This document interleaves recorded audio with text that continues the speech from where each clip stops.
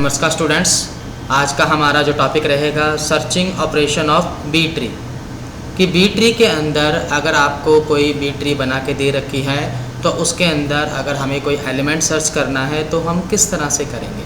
तो सबसे पहले हम स्टार्ट करते हैं कि इसके कौन कौन से स्टेप हैं जिनका यूज़ करके हम बी ट्री में अपने एलिमेंट को स्टार्ट कर सकते हैं। तो सबसे पहला, starting from the root node compare के with the first key of the node. यानी यहाँ पर जो के है वो एलिमेंट है जिसको आपने ट्री में सर्च करना है। तो सबसे पहले ये क्या करेगा, रूट नोड पर आपके एलिमेंट को कंपेयर करेगा। अगर वो रूट नोड पर मिलता है तो सर्चिंग कर उस एलिमेंट को रिटर्न के रूप में आपको सर्च करके बता देगा दिस इज़ सर्च्ड या this is number of find. अगर वहाँ वो सर्च नहीं हुआ तो वो रिटर्न करेगा नोड ऑफ द इंडेक्स और नेक्स्ट लीफ पर जाकर एलिमेंट को सर्च करेगा। सर्चिंग के दौरान वो कंपैरिजन करता है उस ट्री के लेफ़्ट चिल्ड्रन से और राइट चिल्ड्रन से। अगर कंपैरिजन में वैल्यू लेफ़्ट के अकॉर्डिंग कम मिलती है तो लेफ़्ट साइड में सर्च करेगा। अगर कंपैरिजन में राइट चिल्ड्रन से वैल्यू मैक्सिमम मिलती है या उससे ग्रेटर मिलती है तो वो राइट साइड में जाके कंपेयर करेगा। यानी यहाँ पर जो नियम अप्लाई होगा वो सिमिलर टू बाइनरी ट्री के अकॉर्डिंग होगा। हम जानते हैं कि रूट नोड से जो वैल्यू लेफ़्ट चिल्ड्रन की होती है वो मिनिमम होती है और राइट चिल्ड्रन की जो वैल्यू होती है वो ग्रेटर देन होती है। यानी अगर रूट नोड 5 है तो लेफ़्ट नोड में आपका जो चिल्ड्रन होगा वो 4 होगा। अगर रूट 4 से छोटे भी हो सकते हैं। अगर रूट नोड आपका 5 है तो राइट नोड में जो वैल्यू होगी या राइट चिल्ड्रन की जो वैल्यू होगी वो 5 से बड़ी होगी। तो इसी तरह से हम ट्री में सर्च करते रहते हैं। अगर सर्च नहीं होता है तो एलिमेंट अपने आप को बार बार लेफ़्ट और राइट ट्री के एलिमेंट से कंपेयर करवाता रहता है। ये प्रोसेस तब तक चलता रहता है जब तक कि कंपैरिजन हो नहीं जाता। अगर कंपैरिजन हो जाता है तो वहाँ वो उस नोड की वैल्यू को इंडेक्स के रूप में रिटर्न कर देता है। इसी तरह से हम एक ट्री लेते हैं। जैसे एक ट्री दे रखी है 11, 9, 16, 18, 8, 10, 15, 17, 20 एंड 23। तो ये एक ट्री है जो कि बी ट्री है जिसमें डिग्री जो है वो मैक्सिमम 3 है। हमें इस ट्री के अंदर एलिमेंट के 70 को सर्च करना है। तो सबसे पहले 70 कंपेयर किया जाएगा जो कि के रूप में है रूट की के साथ। अगर रूट की के अकॉर्डिंग वो कंपेयर होता है तो रिटर्न करेगा इंडेक्स नोड को कि आपका रूट में ही एलिमेंट 70 है। बट ऐसा नहीं है। जैसे वो वहाँ कंपेयर करता है तो 11 का जो कंपैरिजन होता है वो 70 के साथ होता है। जैसे 11 का 70 के साथ कंपैरिजन होता है वहाँ रेड मार्क कर दिया गया है क्योंकि वहाँ पर उसका कंपैरिजन चेकआउट किया जो कि 70 है वो 11 से बड़ा है ना कि छोटा।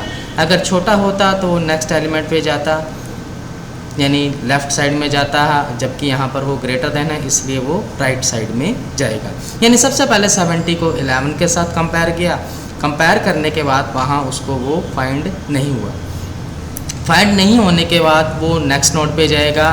नेक्स्ट नोड पर 11 के साथ कंपेयर करने पर उसको मिला कि 11 के साथ कंपेयर होने पर 70 की जो वैल्यू आती है वो ग्रेटर आती है, इसलिए वो उसके लेफ़्ट में ना जाकर राइट चिल्ड्रन की तरफ जाता है। जैसे वो राइट चिल्ड्रन की तरफ जाता है वहाँ के उसको नेक्स्ट 2 एलिमेंट और मिलते हैं जिसमें कि 16 और 18 होता है।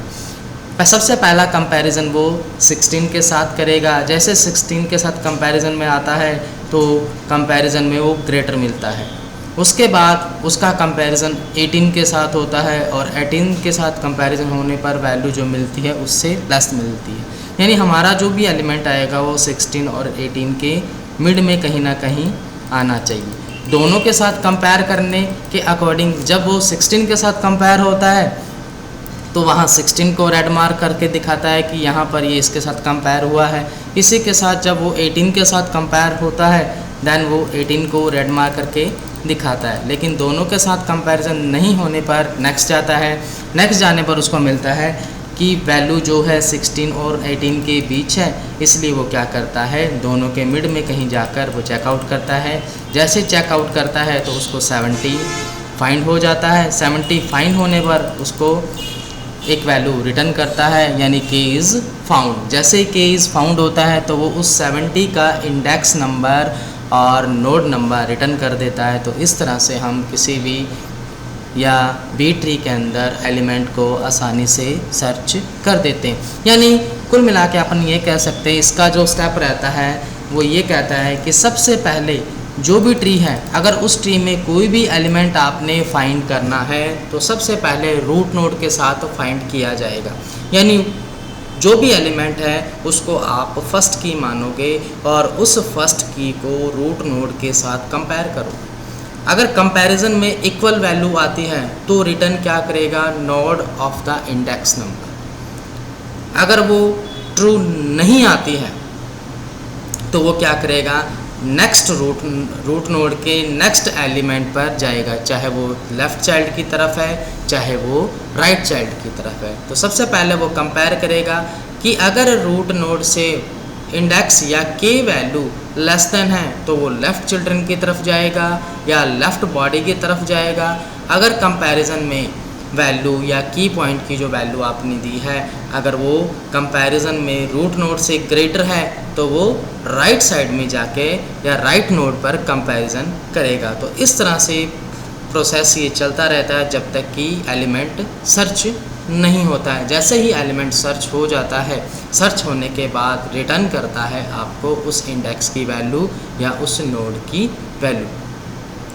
अगर मान लीजिए आप कोई एलिमेंट यहाँ सर्च कर रहे हो, वो ट्री में मौजूद ही नहीं है, तो लास्ट तक चेक करने के बाद वो क्या करेगा, रिटर्न करेगा नल, इट इज़ नॉट फाउंड। तो इस तरह से हम बी ट्री के अंदर अपना एलिमेंट सर्च करवा सकते हैं। Thank you.